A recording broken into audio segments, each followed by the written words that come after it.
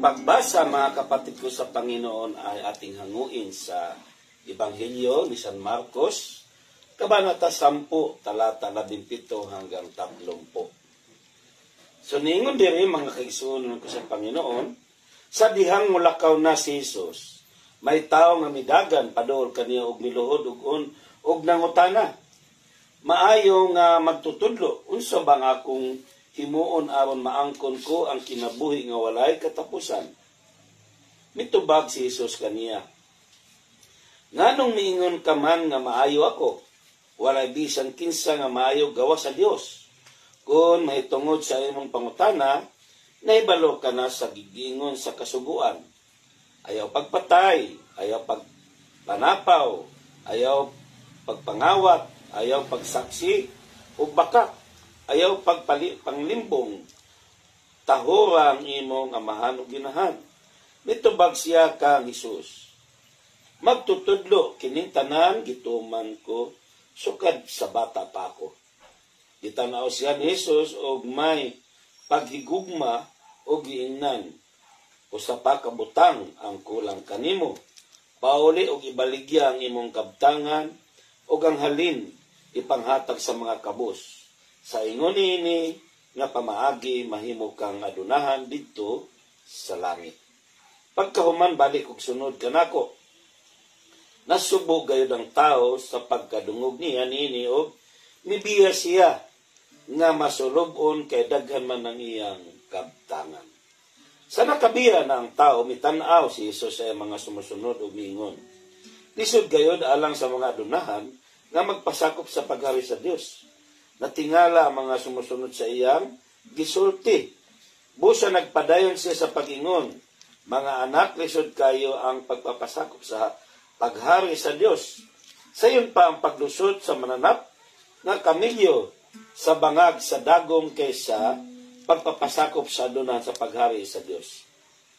Tingala gid sila umiingon, kung mao ka na kinsa man o kinsa naman lang ang maluwas. Gitanaw sila ni Jesus ug miingon, dili gayud kini mahimo sa tao apan walay dili mahimo sa Dios. Kay ang tanan mahimo sa Dios. Mingon si Pedro kaniya, amo bayang gibiyaan ang tanan ug misulod kami kanimo? Mingon si Jesus kanila, sapagkat tinuod sultihan ko kamo, walay tao nga mibiya sa iyang balay, mga igsuon, inahan, amahan, mga anak o kayutaan tungod ug alang kanako ug sa maayong balita, nga dili makadawat og daghan pagayod nga balos karon nga panahon. Mga balay, mga kaigsuonan, mga inahan, mga anak, mga kayutaan ug lakip ang mga paglutos ug sa umabot sa mga adlaw makadawat usab o kinabuhi nga walay katapusan.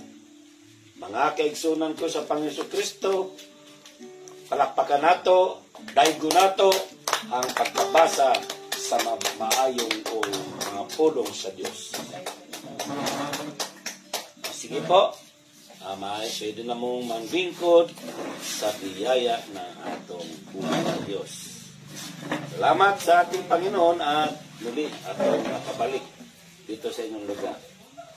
So, ang akong ipadayag ngayong gabi na, ang akong title sa akong topic karon, choose the most valuable thing, the kingdom of God. No? Pilia ang bililhon nga butang, ang kahawian sa Dios. So pagkato ning istoryahon karong gabi ang bahin sa kaharian sa Dios mao kini ang puloy-anan sa Dios. Mao kini ang tirahan, no? Dili nagpuyo ang atong Panginoon pag pinag-usapan nato ang kaharian sa Dios. Ningon sa padayag 21:3, unya aduna ako'y nadungog nga kusog nga tingog gikan sa trono na nagaingon, karon ang puloy-anan sa Dios anaa na sa mga tao. Magpuyo siya uban kanila ug sila mahimong iya ng mga tao. Ang Dios mismo mahimong ilang kauban. So, ang kaharian sa Dios o kingdom, buti pasabot ay mao kini ang langit o heaven. Amen? Amen. Ang langit nga atong tinuod na pinuy-anan. Ang atong kinabuhi din sa yuta, yung kalibutan na ay hindi pangmatagalan, kundi pangsamantala lamang. So, ang langit, ana ay tulo ka klase. No? Ang langit ay tulo ka klase. Ang unang nga langit ay ang puloy-anan sa mga langgam, diha sa panganod, no? Diha mas na maglupad-lupad. So, ang kaduhang langit, ang puloy-anan sa buwan o mga bituon. Mo na ito makita dito sa taas na. No? O ang ikatulong langit mo na puloy-anan sa mga anghel, mga santo o mga nangamatay na. Pero ang langit nga puloy-anan sa Dios, mausab ang atong puloy-anan. Tuo mo anak? No? Atong puloy-anan sa atong mga anak na gitawag niya mga anak sa kitang nituo kaniya, kitang misunod kaniya, ay ang puloy-anan nato ay ang langit kauban ang Panginoong Diyos. Amen. Amen. Ana ay siya puloy-anan nga giandam para kanato. Nuto mo na nga ang atong Ginoo, atong Panginoon Kristo, ana ay giandam, no? May inihanda na siyang tirahan natin doon sa kaharian ng langit. Giandam na niya daan para inig-adto nato sa panahon nga kitay mangadto na nahusgahan na tanan naanatay kapuy-an. Kaya niingon man dito sa libro ni San Juan o sa panulat ni San Juan 14:2 o kabanata 14 talata 2, dito sa balay sa akong amahan adunay dagang lawak. Muuna ako dito aron sa pag-andam og lugar alang kaninyo. Dili ako musulti nini kanyo kun dili pa kini tinuod. So naa tay yung puloy-anan, natay puloy-anan dito sa langit kauban ng atong buhi nga Dios. So mao man ni ang nganong mao man ni atong gikuan ron, gipalandong karong nga adlaw o gabiona, kay mao man ni ang gustong o gitinguha sa adunahan sa tao nga perting datua nga daghan kayo katigayonan. So sa atong Ebanghelyo gibasa sa pagkasulti ni San Marcos, may usa ka lalaki o kalaki nga gadagan paduol kang Hesus og nangutanog unsa ang buhaton aron makabaton og kinabuhing dayon. So mao ni, no? Ang buhay naganapat kasiya-siya, ang kinabuhing dayon nga kauban nato ang Dios. Amen. Amen. Na gusto niyang maangkon makabaton siya niini. Sa Mateo naman nagaingon nga ang taong ito ay bata pa, no? Hindi pa matandang-matanda kundi parang ulitaw, no? Dito mitubag ang batanon kay tanan natuman ko na.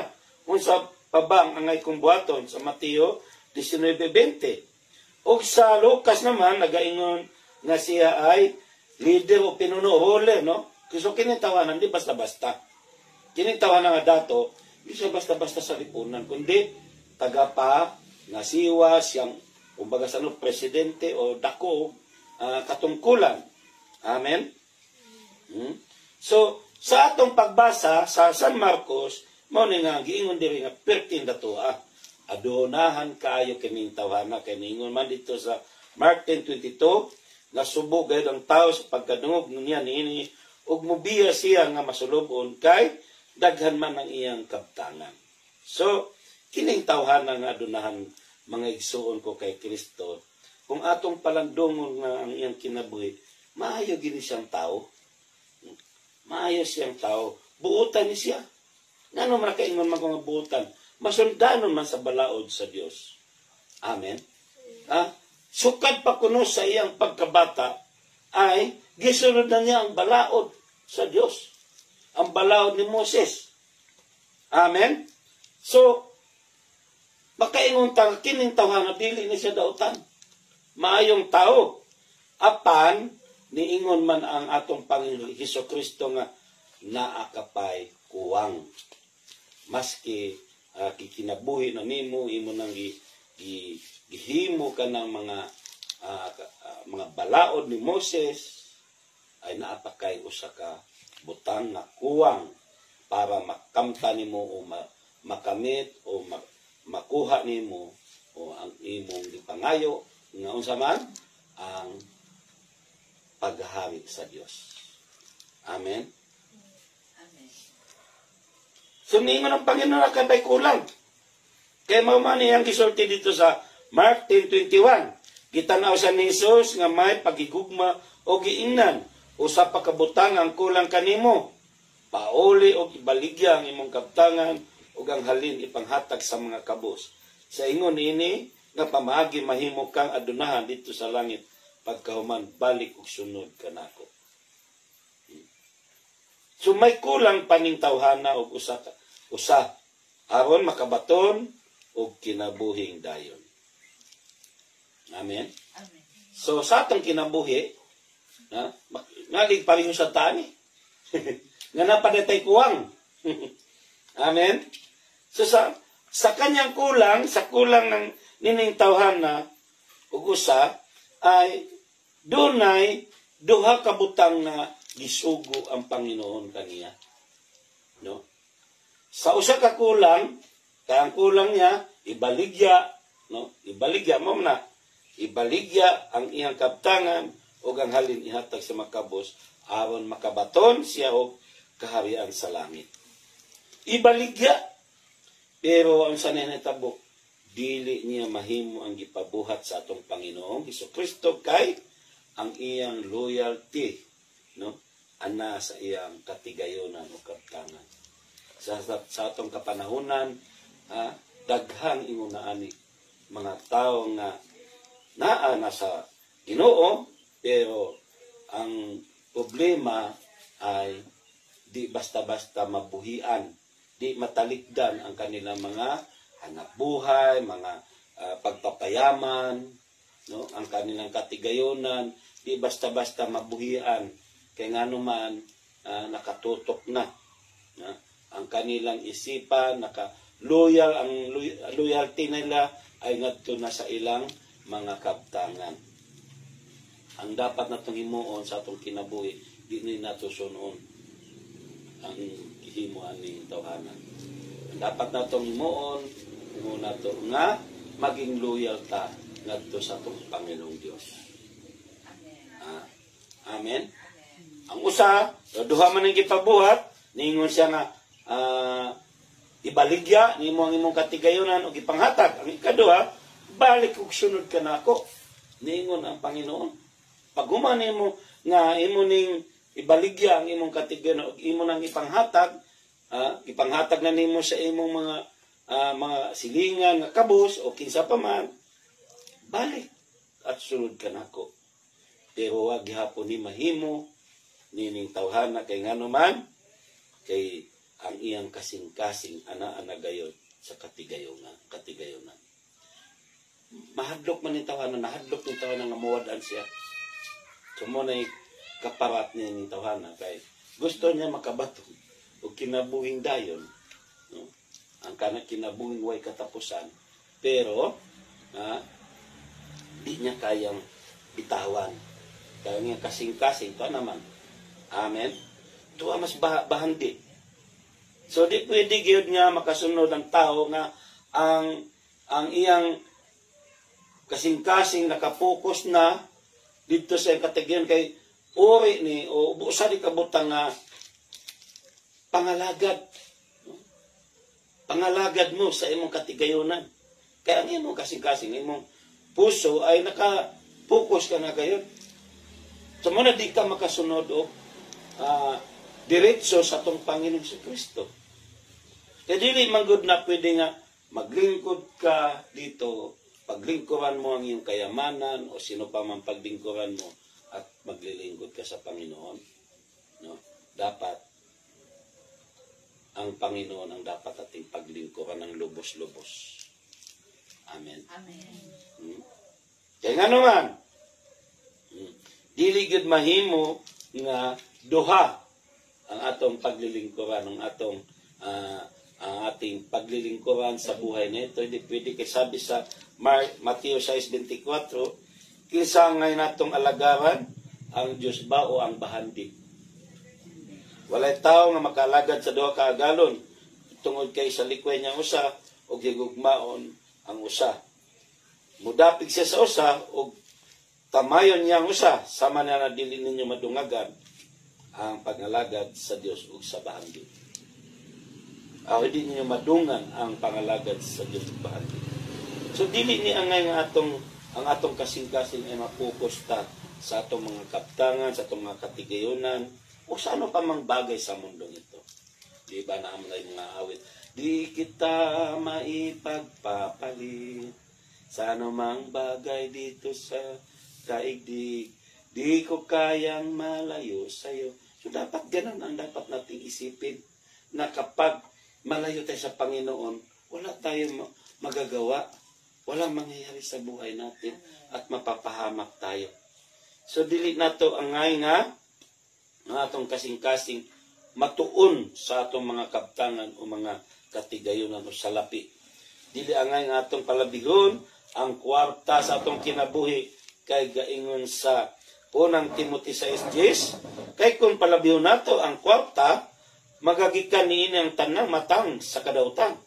Ang uban at mga tao sa sobrang nagitinguha sa kwarta, nahimulag na sa pagtuog na puno sa kaguol ang ilang kasing-kasing. Amen?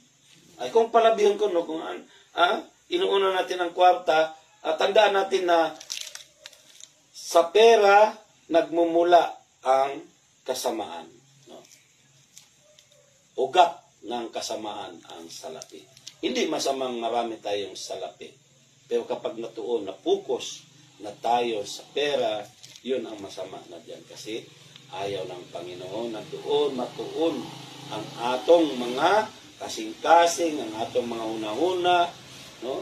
Ang atong kinabuhi ay wala na yun. Nagsalig ang imong gisaligan, ang imong mga kabtangan, dato na ka, pareho itong sa kadato po niya ningon, na ko yung ngayong buhaton ron, kay kumplito na ko, nian na ko ang tanan. No? Kumplito na ko, pwede na kong maghigda-higda na lang, di na ako magtrabaho. No? Kaya magpahimo ko mas dakong payag para anin ako tigo mga katigayunan. Tulog kao na lang ko. Pero ningon ang Ginoo, hangal. Nga naman, karong gabi, kuhaon na ako ang imong kinabuhi. So kuyaw kayo, ang atong mga hunahuna naasa atong mga katigayunan. Amen po ba? So, di taangay nga magpadaog ang atong mga kaugalingon, ang atong hunahuna, ang atong kasing-kasing madaog sa mga pagpapayaman nato. Di naman masama, sinasabi ko nga kanina, di masama ang mangita tag kwarta. Pero kung ang mahitabo na tungod sa pangita ni mo kwarta, malayo na ka sa Diyos, muhunong na ka sa gawain ng Diyos, muhunong ka na sa pagtambong sa gawain sa Diyos, dili na maayo. Kapag ang trabaho mo, apektado ang pakipagrelasyon mo sa Diyos, dili na maayo. Amen? Kaya nga ngayon na itong pagabuhaton, pangayo na ito sa Diyos, na tagaan tagtrabaho nga di makaapekto sa atong relasyon sa Diyos. Amen? Amen. Kaya nga naman, ug na anay negosyo, ug na trabaho, wala na makalimtan na ang Panginoon. Ang uban, iagi na lang pera, iagi na lang suporta. Di bali kasi, di pwedeng biyaan ako ang tindahan, di pwedeng biyaan ako negosyo kay ano ng mga customer. Ako na lang mo suporta, magpadagkwarta, no? Ang mga gibayra na ni mong Panginoon. Pero di na maayo. Kaya nga naman, mas gusto ng atong Panginoong Diyos, ang gusto niya, kita mismo ang muatin. Bilang sinasabi nga ng Biblia na bilang buhay na handog ang atong mga tagsa-tagsa kakaugalingon. Amen. So dili ang kwarta na itong kinahanglan sa Diyos. O tama yan. Ang kwarta makatabang na sa gawain, pero di na mao iyang gipangita kanimo. Ang iyang gipangita, ikaw gayon. Ang sarili mo nga anaa ka permi sa iyang mga gawain, na itambong ka na amen. Amen. Na di kita mo absent sa atong mga pagtambong. Kaya ay di na to ang nga palabihon ang kwarta na magagikan ang atong mga pagkahiwalay nato sa Dios, no, na mahiwalay ta sa atong Panginoon, na maapektuhan ang atong pakipagrelasyon sa Dios. Kinahanglan Dios na atas sa permi sa gawain, makapaminaw ta permi sa mga pulong, kay ang mga pulong ang maghahatag ka natong kabaskog ug panglawas bahin sa atong espiritual na kinabuhi. Amen. So sa atong kinabuhi, mga kaigsunan ko kay Kristo, ang atong himuon pilion nato ang binilhon nga butang, no? Ang importante nga butang way lain ang makabaton tag paghahari sa Dios. O mabaton nato sa atong kinabuhi ang kaharian ng langit. Amen. So atong pilion na.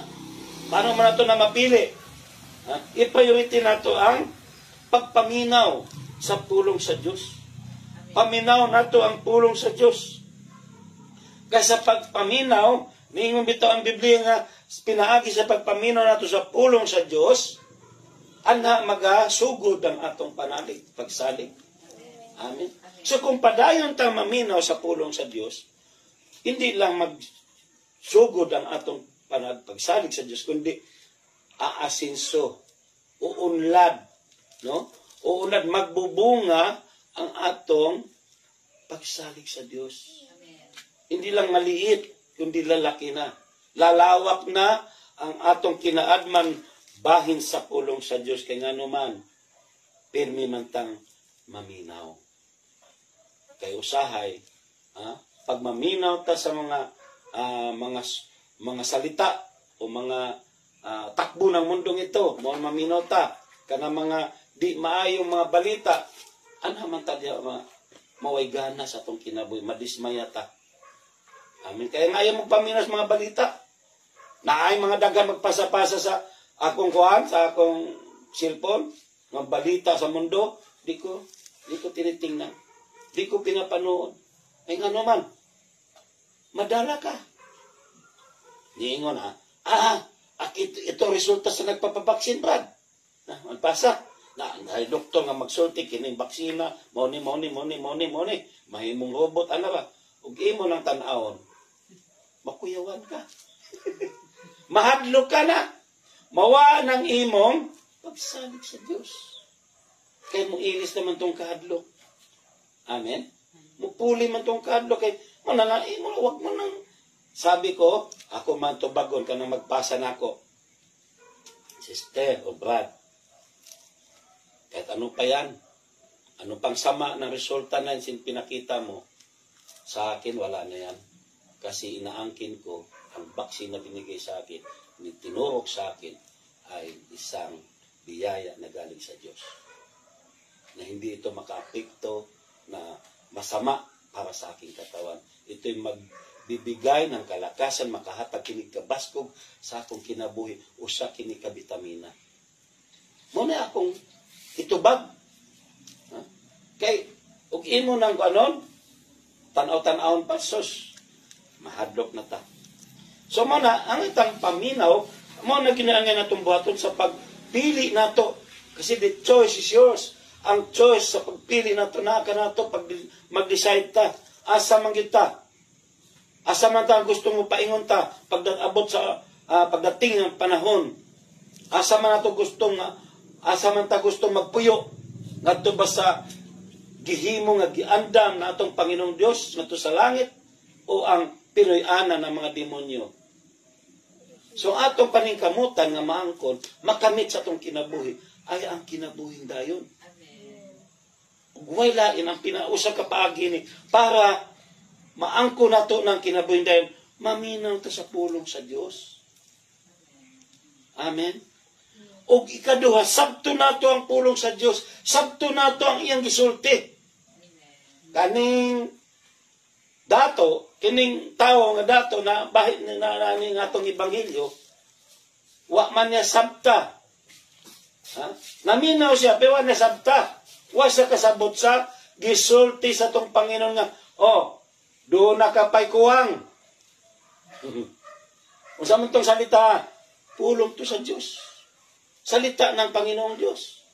Sabi, may kulang ka pa. Ibinta nimo, ibaligya nimo ang imong mga katigayonan o ipanghatag sa mga kabos. Aron makabaton ka o kinabuhing dayon. Pero unsa may ang gihimo? Gipaminaw niya, pero wa niya sabta. Nakining giingon sa itong Panginoon ay mao kini makadas kinabuhi niya ngadto sa iyang gipangayo.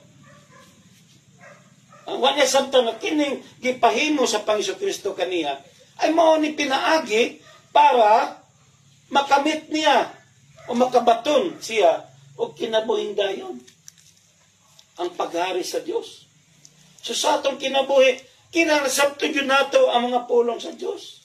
Kaya daghan baya kay naminaw, pero wala makasabot. Nga no, makasabot. Wa man sabta, galangyaw-langyaw man ang iyang hinahuna. Wa man maminaw, o naminaw, pero ang hunahuna, tuwa sa lain. So, wa masabti ang ipaminaw. Amen.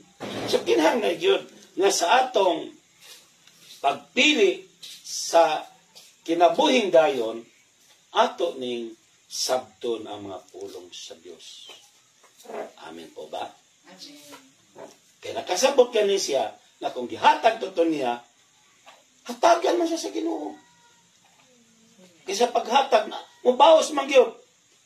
Amen po ba? Kaya di ta magduha-duha sa pagtuo sa pulong sa Diyos. Mga nagibuhat sa tao nga adunahan. Kulang siya sa pagtuo sa pulong sa Diyos. Kaya nga naman, wa man niya sabta. So kung makasabot ta gani, musunod ka. Amen? Amen.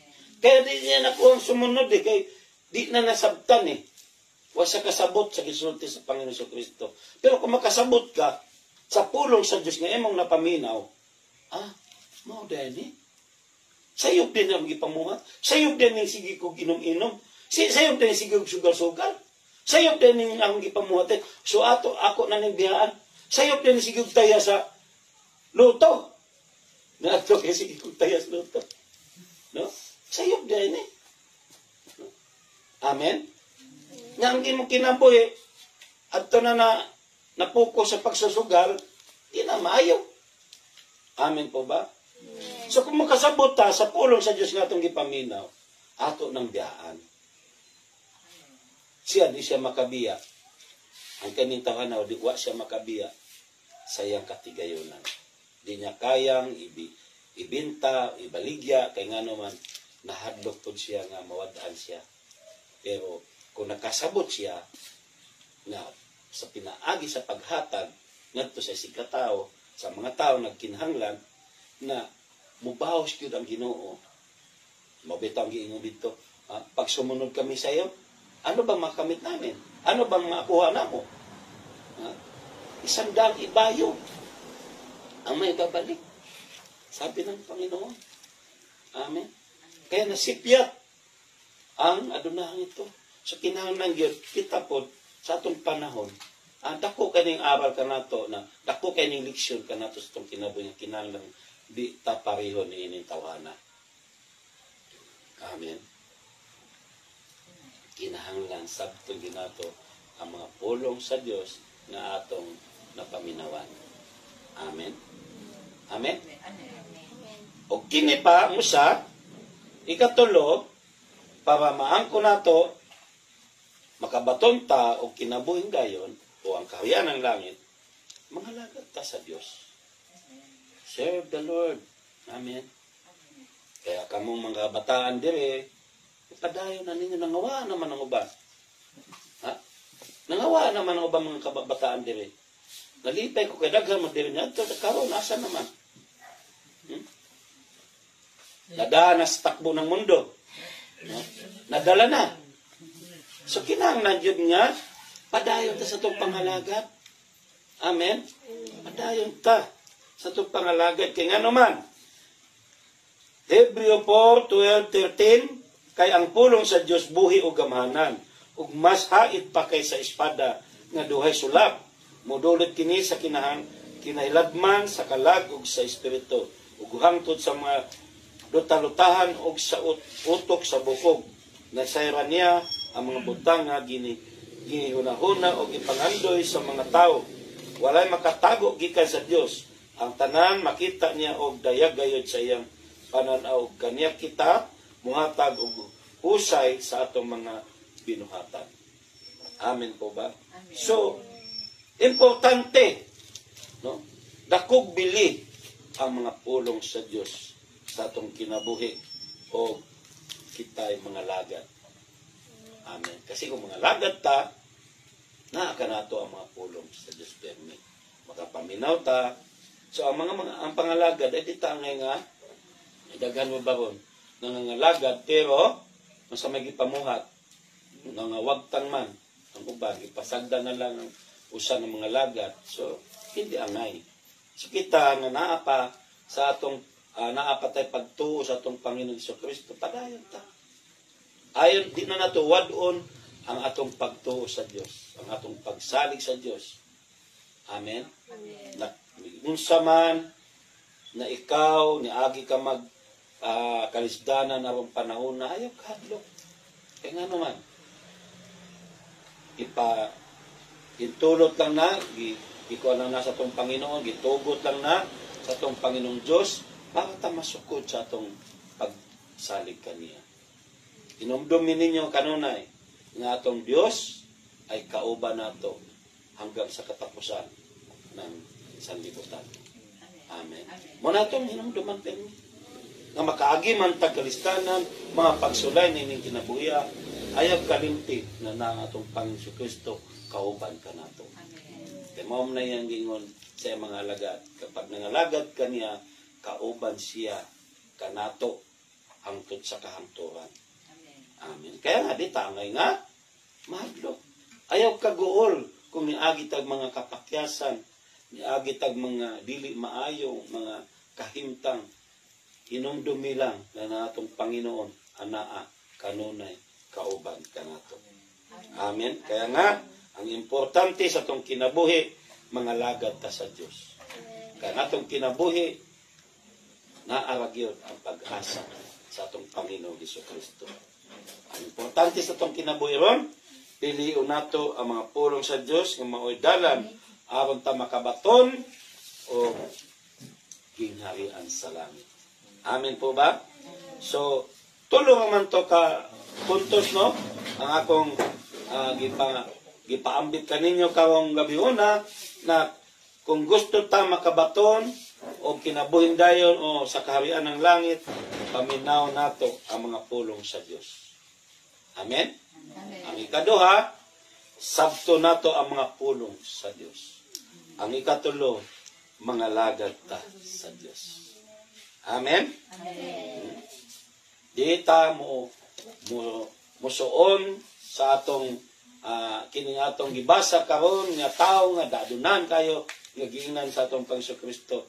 Ibaligya ng imong mga katigayonan o pagkahalin na ibaligya na nimo at ipanghatag ninyo sa mga kabos at sunod ka, mubalik ka o sumunod ka kanako. Pero kung sinitabo, di na sumunod ang taong to. So di ta kinahanglan nga o di ta angay nga musuon nining tawhana. Amen po ba?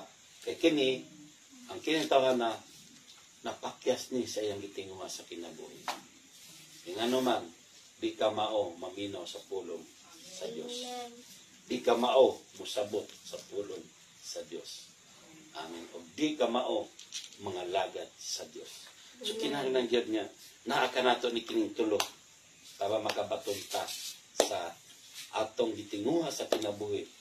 Way lain ang kaharian ng langit o kaharian sa langit o kinabuhing tayo. Manindog na ta, mga igsoon ko sa Panginoon Kristo.